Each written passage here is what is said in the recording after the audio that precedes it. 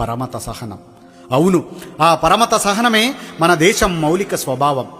హిందూ, ముస్లిం, క్రైస్తవ, సిక్కు, జైన, బౌద్ధ, యూద్ ఎవరి మతం వాళ్ళది.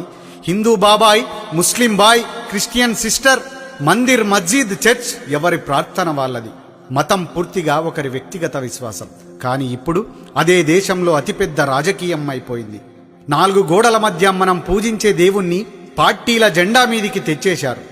పరమత సహనాన్ని తుంచి దేవుళ్ల మధ్యలో చిచ్చు పెట్టిందెవరు? ఈ వీధి రాజేష్కు ఆ వీధిలో ఉండే రసూల్తో గొడవెందుకు వస్తోంది? నువ్వాడుకున్న సలీం ఇవాళ నీకెందుకు శత్రువవుతాడు?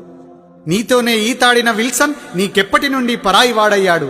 అస్మా, జ్యోతి, మేరీ వీళ్ళంతా కలిసి ఉంటే, కలిసి తింటే నీకొచ్చే నష్టమేమిటి? నీ మతానికి ఇంకెవడో ప్రతినిధి ఎలా అవుతాడు?